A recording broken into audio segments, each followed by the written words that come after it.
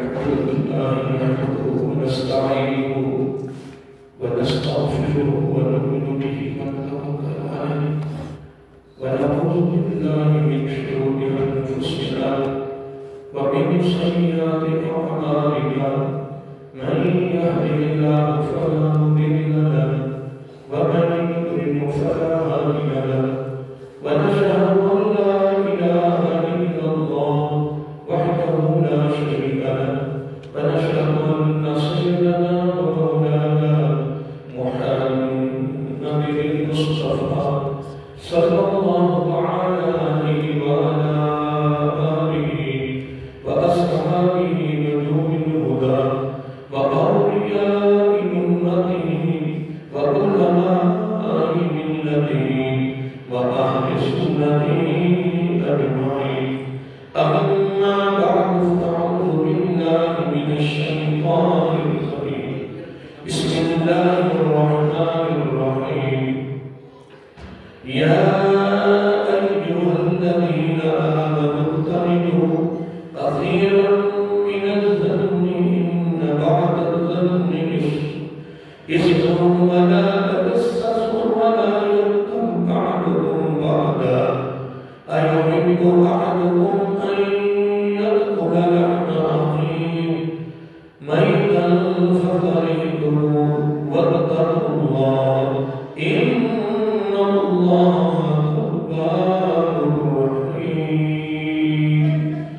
صدق الله مولانا العظيم وصدق رسوله النبي الكريم ونحن على ذلك لمن الشاهدين والشاكرين والحمد لله رب العالمين. سبحانك لا علم لنا إلا ما علمتنا إنك أنت العليم الحكيم. السلام عليك يا سيدي رسول الله. الصلاة والسلام عليك يا سيدي يا حبيب الله.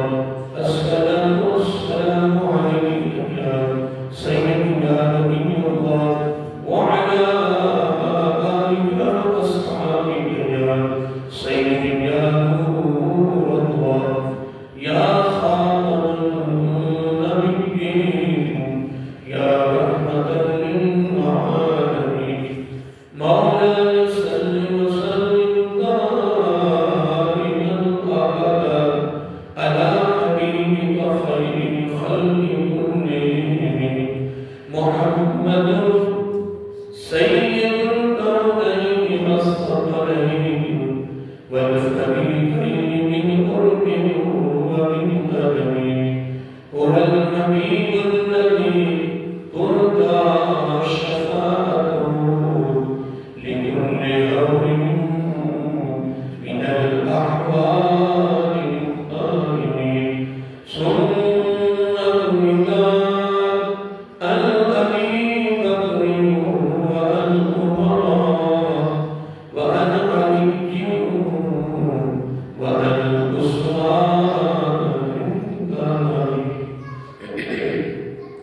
نحن بالكرام محترم مكرم معزز سامعین اور عزیزان محترم، اللہ العزت کی حمد و ثنا اور رسول کریم صلی اللہ علیہ وآلہ وسلم دی بارگاہ عالیہ مقدسہ میں نذرانہ خدوسکار خالق کائنات کا ہمارے پر بہت بڑا کرم، اس کا فضل اور اس کی مہربانی ہے، اس کی ہم سب کو پیارے محمد صلی اللہ علیہ وسلم امت میں پیدا فرمایا.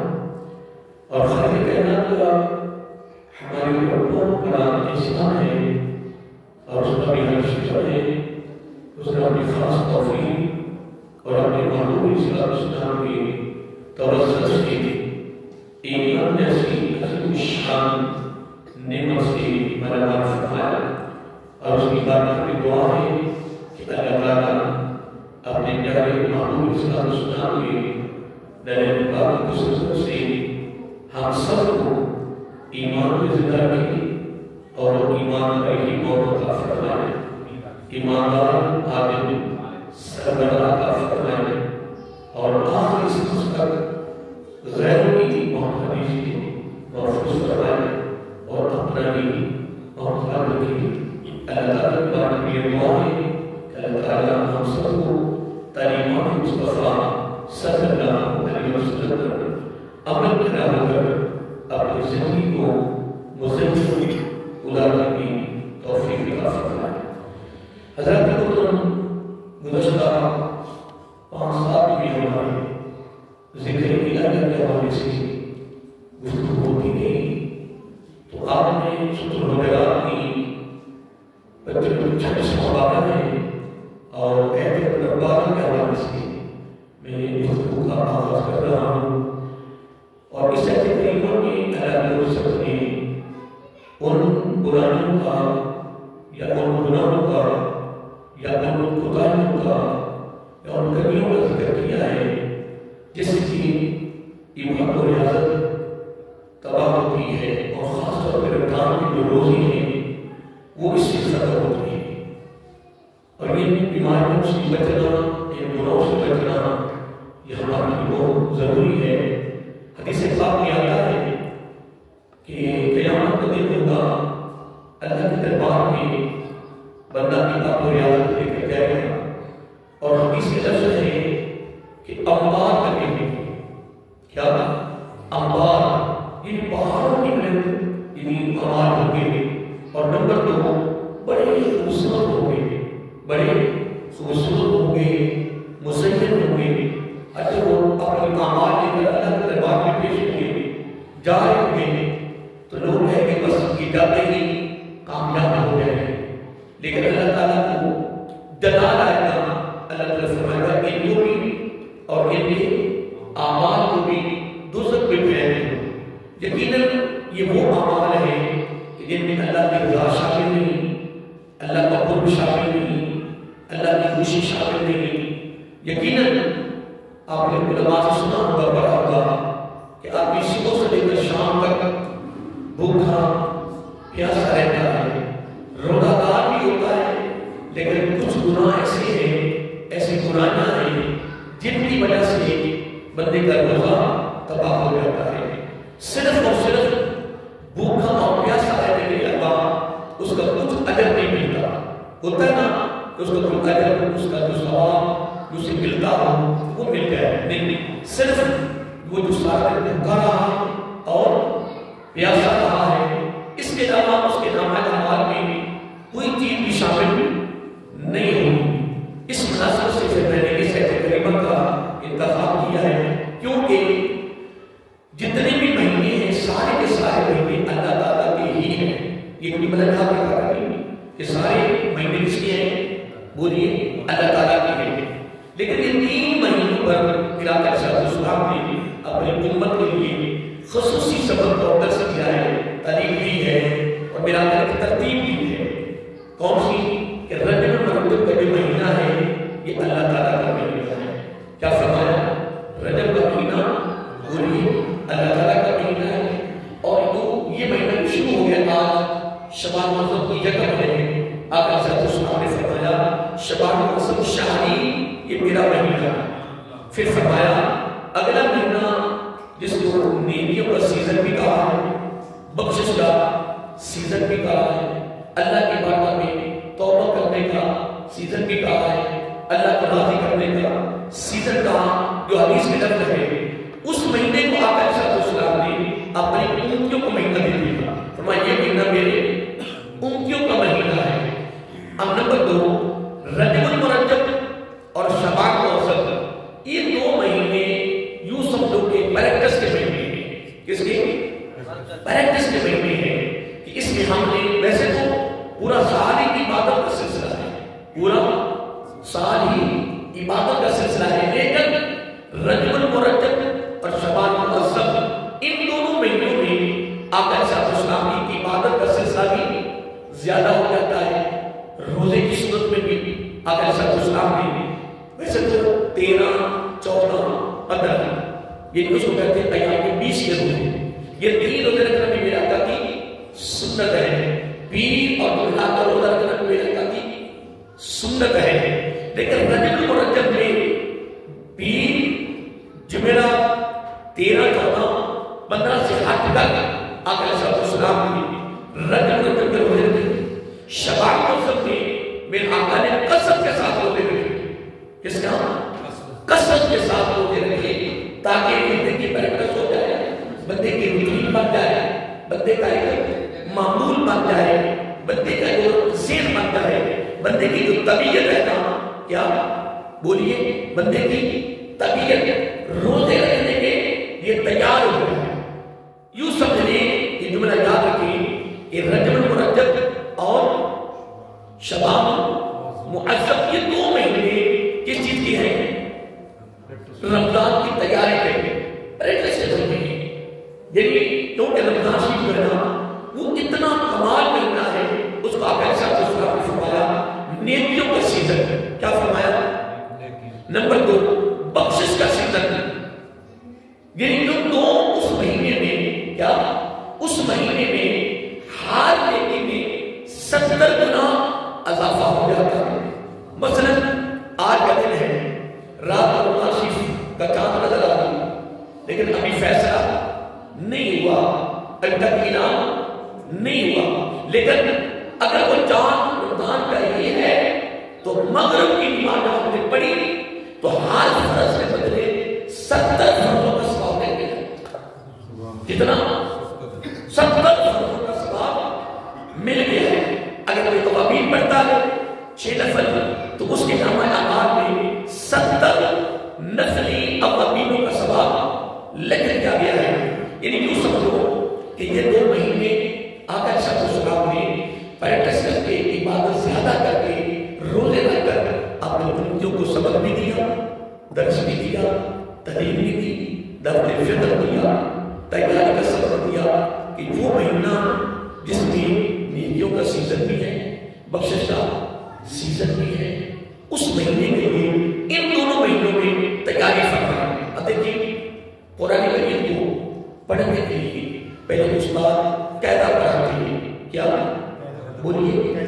اب قاعدے کے بارے میں جو میرا تجربہ ہے کیونکہ میں پڑھا رہا ہوں, اگر استاد اپنے شاگرد کو قاعدہ پڑھا کے اس طرح پڑھانے کا حق ہے, بس قاعدہ ہی کافی ہے کہ وہ بچہ الحمدللہ قرآن مجید کو خود بخود پڑھنا شروع کر دے.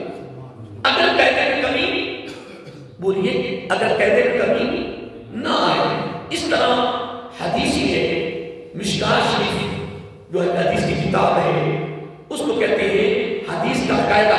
کیا کہتے ہیں؟ 6 سال کتنے 6 سال درس نظامی میں صرف نہ پڑھائی جاتی ہے, مختلف علوم پڑھائی جاتی ہیں.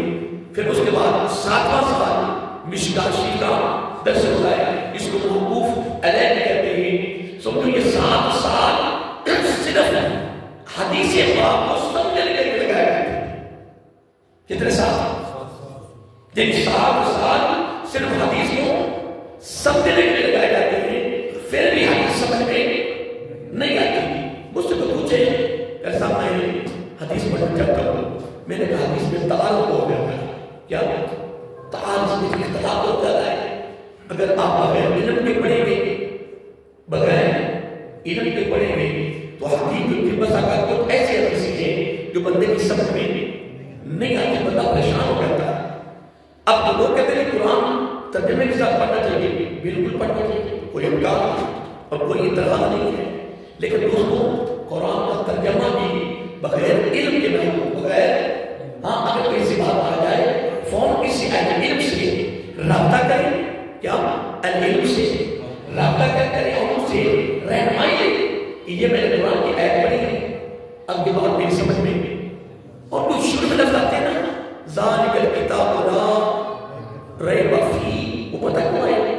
اس لیے آئے کہ اللہ تعالیٰ فرما رہا ہے, آگے آ رہا ہے قرآن میرا کلام, آگے آ رہا ہے ثبوت پر بے کلام جس میں تو نے متصل ہونا ہے.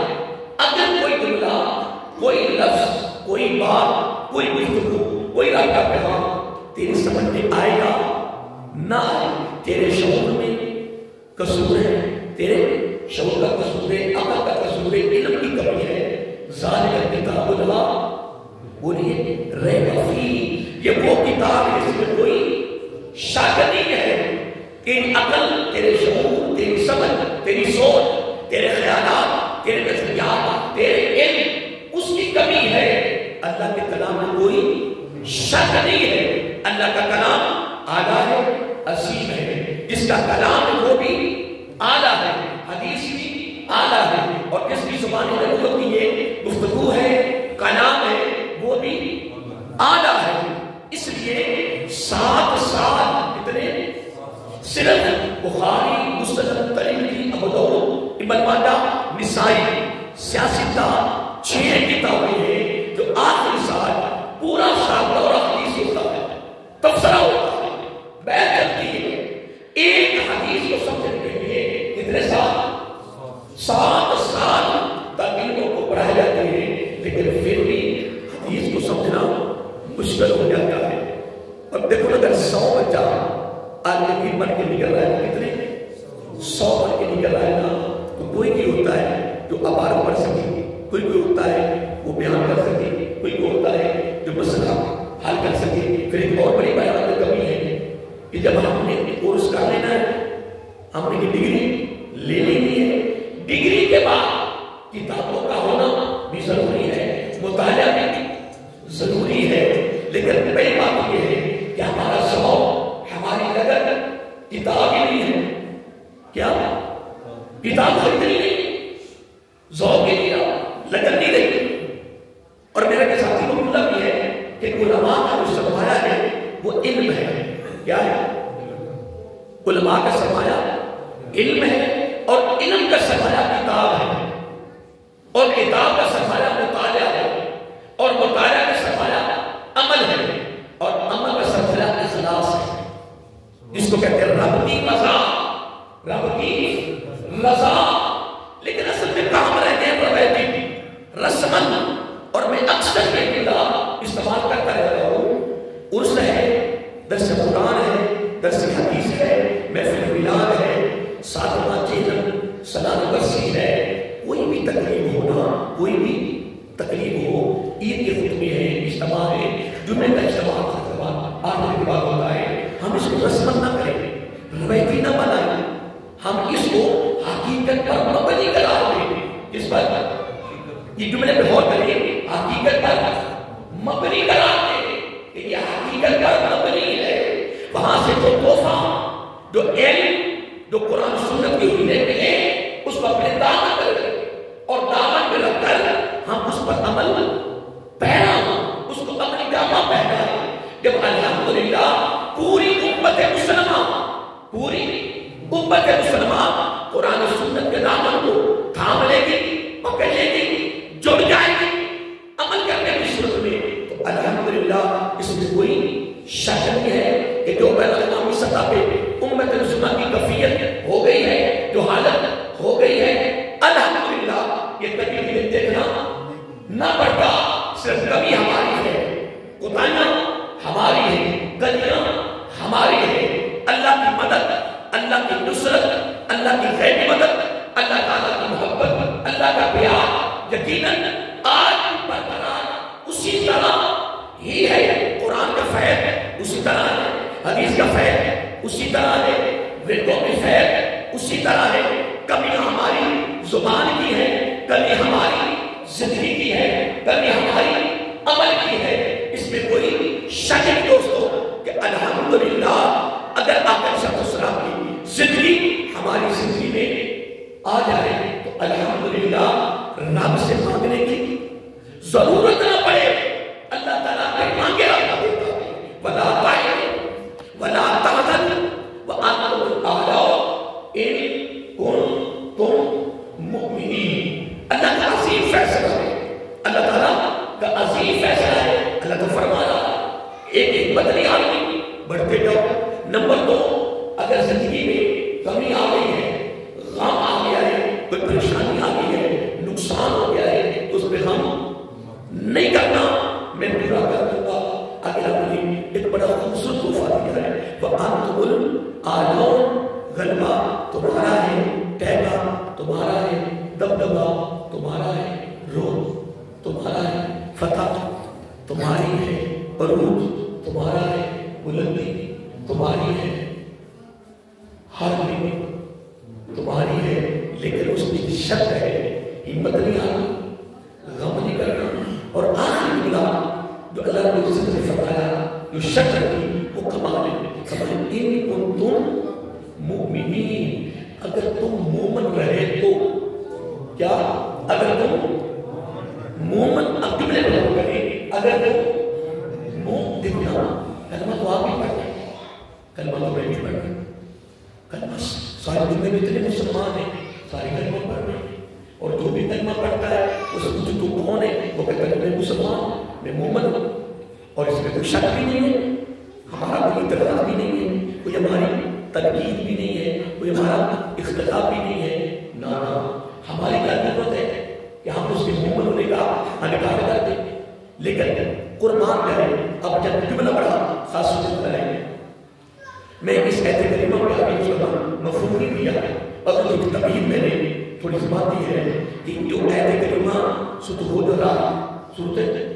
حجرات پارہ نمبر 26 کی آیت نمبر 12، اس پر گفتگو کو آغاز کر رہا ہوں کہ اس میں وہ برائیاں ہیں جس برائیوں کی وجہ سے رمضان کی عبادت تباہ ہوتی ہے، خاص طور پہ رمضان کے روزے رکھ کر بھی تباہ ہو جائے گی، فرض ثابت نہیں ہوگا، اس طرح پر بات بولیے برقرار رہے گا۔ اب اس کے لیے یہ میں تھوڑی تمہید باقی ہے، اب جملہ آ گیا مومن پر، کس پر آ گیا بولیے، تو روزے فرض بھی تو مومنوں پر ہی ہے نا، غیروں پر تو نہیں نا، بولیے عبادت و ریاضت کا سلسلہ بھی مومن پر ہی ہے، اس پر ہے۔ تو میں ایک جملہ بول رہا تھا کہ وَلَا تَهِنُوا وَلَا تَحْزَنُوا وَأَنْتُمُ الْأَعْلَوْنَ، اگر آپ اس پہ غور کریں نا، یقیناً اللہ رب العزت نے یہاں سمندر بہا دیا، کمال، تین جملے اللہ نے دیے، کتنے؟ ایک جملہ فرمایا وہ اکثر دیواروں کو لکھا ہوتا ہے، قدم بڑھاؤ ہم تمہارے، کبھی کسی نے ساتھ نہیں دیا، نہ دے سکتا۔ اللہ فرماتا ہے میرا بھی سوچے اے بھائی تعالیٰ کیا فرمایا، وَلَا تَهِنُوا، ہمت نہیں ہارنا، قدم بڑھاؤ میں تمہارے ساتھ، میں تمہارے ساتھ۔ اگلا جملہ کیا ہے؟ فرمایا وَلَا تَحْزَنُوا، غم بھی نہیں کرنا، اگر نقصان ہو جائے کیا اس نقصان میں پورا کر دوں گا، غم نہیں کرنا۔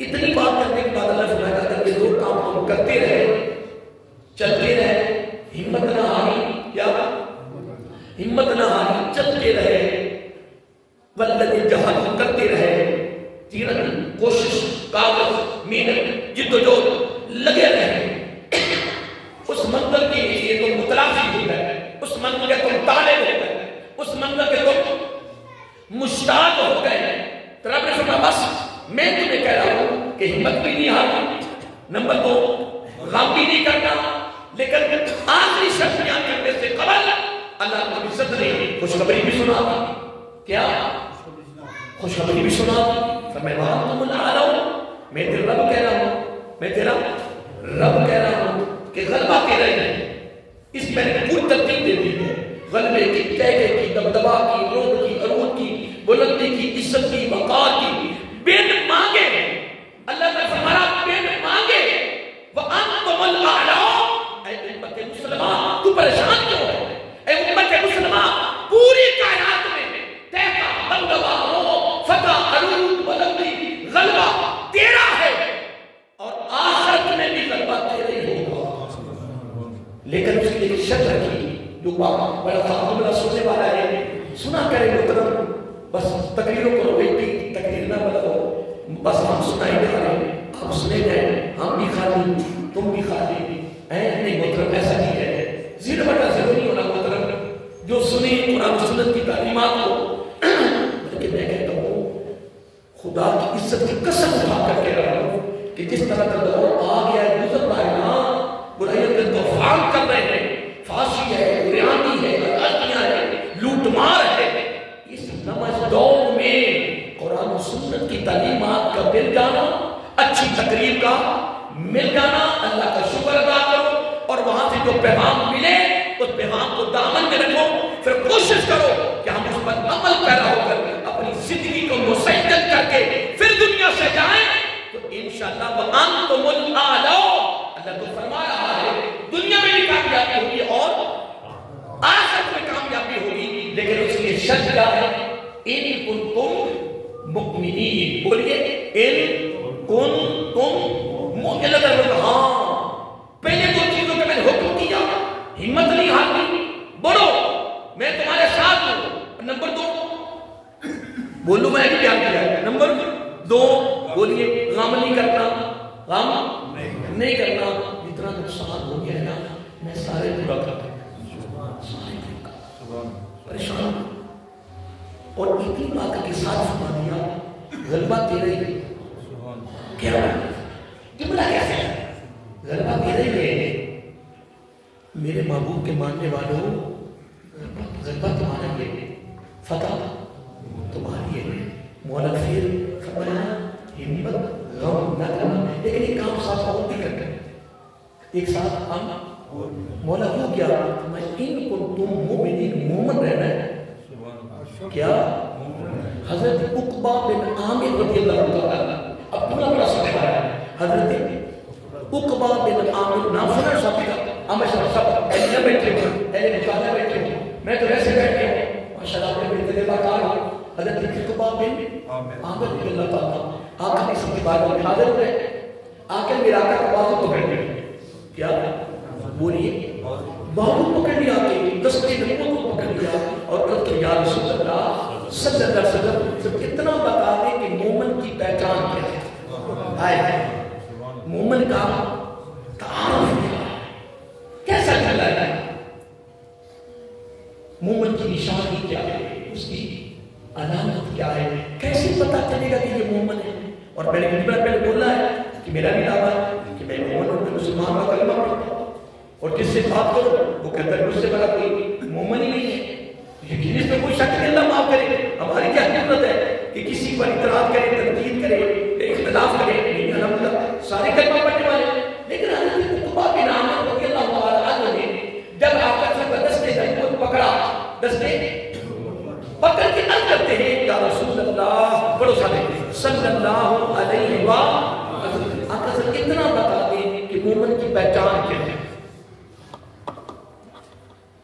کیا یعنی مومن کی نشانی کیا ہے، مومن کی علامت کیا ہے، مومن کی پہچان کیا ہے، مومن کا تعارف کیا ہے، کیسے پتا چلے گا کہ یہ مومن ہے؟ یہ تو آقا نے ایک جملہ دیا ہے، پہلے علامتیں بیان کی، علامتیں بعد میں بیان کی، پہلے یہ بیان کیا کہ مسلمان کا لگتا کیا ہے، ہائے میرا آقا کی ترتیب کیا رہا، ترتیب پہ کبھی اور نہیں آیا، بیان انداز میرا آقا کی ترتیب کتنی خوبصورت ہے۔ آقا علیہ السلام نے پہلے کیا بیان کیا؟ رشتہ، کہ ان کا رشتہ کیا ہے، تعلق کیا ہے، آپس میں ان کا بولیے تعلق کیا ہے؟ فرمایا المسلم اخو المسلم، بولیے المسلم اخو المسلم، مسلمان کا بھائی ہے۔ اصل میں میرے پاس علم نہیں ہے کہ میں جملے کو کھولوں اور سمجھاؤں، سلیس کروں، جملہ بڑا ہائی لیول، کیونکہ زبانیں لوگوں سے نکلا ہے، زبانیں آقا صلی اللہ علیہ وسلم نے جملہ کیا کیا، جملہ بڑا سمجھ والا ہے، کہ میں المسلم اخو المسلم، سن رہے ہو نا؟ پوری دنیا کے جتنے مسلمان ہیں وہ ایک دوسرے کے بھائی ہیں۔ پہلے میرا آقا نے رشتہ بیان کیا، تعلق بیان کیا، آپس میں کلمہ پڑھنے والے لگتے کیا، اصل میں یہ پیغام ہے، یہ ہے پیغام کہ مسلمان کا لگتا کیا ہے، تعلق کیا ہے، رشتہ کیا ہے، نسبت کیا ہے، ارادت کیا ہے، اس کو کہا بھائی۔ اس رشتے کو میرا آقا نے کیا بیان کیا؟ سارے بولیے کیا نام دیا؟ بھائی۔ یہ دے کر پھر فرمایا بھائی بھائی پر بھائی بھائی پر لا یظلمہ، ساری زندگی بھائی پر ظلم نہیں کرتا. سن لیا؟ تو جو ظلم کرے، جو زیادتی کرے، جو لوٹ مار کرے، اپنے بھائی سے بےمانی اور فراڈ کرے، اگر میں کہہ رہا ہوں کہ دنیا کی تقریریں کا نا یا بڑے بڑے محفلوں کی تقریریں روایتی کیوں ہیں، رسمن کیوں ہو رہی ہیں، تقریریں ہو رہی ہیں جناب، بڑے بڑے اجتماع ہو رہے ہیں جناب، مولوی جناب کمال تقریریں کر رہے ہیں، عوام آدھی کیا بات ہے، مولوی نے کمال نہیں کر دیتا ہے، مولوی کی تقریر کمال نہیں ہے، سنی نہیں دے کمال نہیں ہو گیا، دعا کے دار نہیں چھا دیا، فلانے علامات صاحب سے سونا جناب پھٹے چوک دلہ جائے اچھا دیا کسرا دانا نہیں بتا تو فلانے کو بھی سو کمال ہے. آپ لوگ آپس میں باتیں کر رہے ہیں نا، زیر بتا زیر میں عمل کے لیاس رب کہتا ہے آمن و عامل صالحہ، ایمان کے بعد اچھے اعمال اصلی دو منٹ پر چلے گئے ٹائم ہو گیا اور آخر جملہ دے رہا ہوں لا یظلمہ، لا ساری زندگی مسلمان پہ ظلم نہیں کرے. سن لیا ہے یار، میں پھر کہہ رہا ہوں المسلم اخو المسلم، امت مسلمہ، پوری دنیا کی امت مسلمہ تم تک میرے آقا کا فرمان کیسے پہنچے؟ لوٹنے والوں، فراڈ کرنے والوں، ظلم و ستم و زیادتیاں کرنے والوں، لا یظلمہ المسلم اخو المسلم. تیرے اور میرے نبی نے فرمایا زبان نبوت سے کہ مسلمان کا بھائی ہے. لا یظلمہ، بھائی پہ کبھی ظلم نہیں کرتا. اگلا جملہ بھی سن لو، ولا یخذلہ، کبھی ذلیل نہیں کرے گا، رسوا نہیں کرے گا، بلکہ بھائی کی عزت بنائے گا، بھائی کی عزت بنائے گا. تھانوں پتہ نہیں لگا ایسا کہا، تھانوں پتہ نہیں لگا انہیں کہا سب کی ہویا فلان کا کام نہیں ہوگے تمہیں پتہ ہی کوئی نہ اور قریب نے پتہ کوئی میں کیتی ہوئی پھر حسد تمہیں نہیں پتا کی ہویا ہے اور فلانے کی تجربہ اللہ کے بندوں کیا ہو گیا. یہ جو سورۃ حجرات کی میں نے پڑھی ہے نا، اس میں جو برائیاں ہیں نا، جو رمضان کی تیاری کے لیے میں موضوع شروع کر رہا ہوں نا، یہ کبھی میں تنقید باقی ہے نا، اس پر ہم نے گفتگو کرنی ہے. پھر رب کہتا ہے یا ایھا الذین آمنوا، یا ایھا الناس نہیں کہا، یا ایھا الکافرون نہیں کہا، یا ایھا المنافقون نہیں کہا، یا ایھا الیہود والنصارى نہیں کہا، یا ایھا الذین آمنوا، اے لوگوں ایمان لاؤ، یہ تمام مل کے برائیاں ہیں، یہ کوتاہیاں ہیں، یہ غلطیاں ہیں، دور کرو، یہ دور کرو تب تو مسلمان. لوگوں کو میں ختم کرنے لگا ہوں. لا یظلمہ، ساری زندگی کوئی ظلم نہیں کرے گا، زیادتی نہیں کرے گا. اگلا جملہ کیا ہے؟ ولا یخذلہ، ساری زندگی ذلیلوں رسوا نہیں کرے گا. کیا کرے گا؟ عزت بنائے گا. اور اگلا جملہ سن لو، ولا یحقرہ، اہم عمر کی پہچان، اہم عمر کا تعارف، ولا یحقرہ، پوری زندگی وہ جتنی بلندیوں پہ چلا جائے علم کے لحاظ سے، مال کے لحاظ سے، ولا یحقرہ، اپنی نگاہ میں کسی کو حقیر نہیں سمجھتا. یہ مومن کی پہچان ہے. ابھی اس آیت کریمہ پر ہمیں تفسیرہ ابھی شروع کرنا ہے رمضان کی تیاری کے لیے، تاکہ رمضان میں اپنی نیکی کی ہوئی ظاہرہ ہو جائے. کیونکہ رمضان کا مہینہ نیکیوں کا سیزن ہے، بخشش کا سیزن ہے. یہ رجب اور شعبان دونوں مہینے تیاری کے مہینے ہیں، پریکٹس کے مہینے ہیں رمضان کے لیے. اب دعا یہ کریں کہ اللہ تعالیٰ مجھے آپ کو اس پر عمل کرنے کی توفیق عطا فرمائے.